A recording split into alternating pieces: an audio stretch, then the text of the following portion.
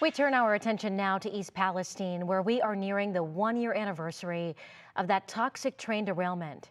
Now at 4:30, I spoke with a man who tells me his life has dramatically changed since that smoke from the derailment-controlled burn made its way over the border to his home in Pennsylvania.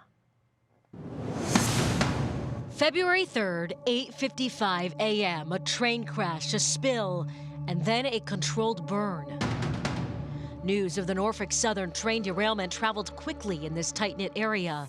So did the smoke. Didn't think nothing of it. I mean, we didn't think anything with chemicals or anything like that was involved.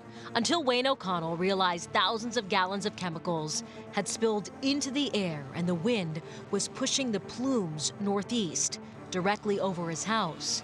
They live 8 minutes from the crash site, over the border in Darlington, Pennsylvania. We're just afraid that nobody got hurt. But hindsight tells us a lot of people got hurt. A lot of people. Including Wayne himself. What happened since? I got breast cancer. In May, he noticed a lump. A biopsy followed 4 weeks of chemotherapy and then a double mastectomy. He says he's never had health issues in his 25 years of living here. He's only had strep once. Do you think it's coincidence that he has breast cancer and those chemicals were right over your house? I don't believe there are no coincidences. I don't believe in coincidences. No. I know what happened. You are not going to get a doctor to say it. You are not going to get any medical profession who will ever, ever, ever admit that that's what caused it. But we know. Not a shadow of a doubt in my mind. When they lit all them chemicals on fire, what does all them chemicals make when they mix together? Nobody can tell you. But they tell me since the wreck, so much has changed on their property. We used to have squirrels, like major amount of squirrels on our property, okay? They disappeared, gone. We live in an old farmhouse. We usually have a lot of mice. No mice either. Traps are set. Haven't caught anything. No.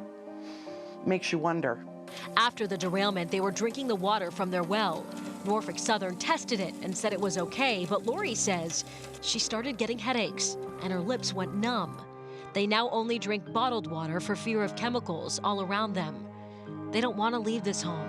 They paid off their mortgage. They've made memories here with their children and grandchildren. I'm afraid this isn't our insulation. We have an air monitor upstairs that we got from one of the studies, and it shows volatile chemicals and particulate matter. It goes up and down.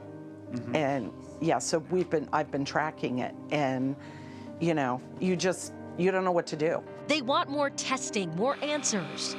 A family feeling forgotten, and not the only ones who tell us the same exact thing. I don't know. I don't know what's next for me. I know one thing, I'm gonna fight it. Wayne had a PET scan, but now says he's prone to many cancers and he's scared. Meantime, doctors have not linked his cancer to those toxic chemicals from the train derailment. However, we took his fears to Governor Mike DeWine and to the East Palestine fire chief. Tonight at 11 o'clock, you'll hear what they had to say about the water and the efforts to make this village and the people who live in it and around it safer. Yeah, you feel for that family, and I watched that, I'm thinking, there are so many unanswered questions, just like, what now? You know, what about this water? What about the, you know, the air? And what about the soil? You know, we've been running pieces for the last 3 days. And the first one that aired, and if you missed it, you can see it on our website, WKYC.com. EPA, the Ohio EPA director said, there is no contamination left in East Palestine and surrounding. It is now out of there.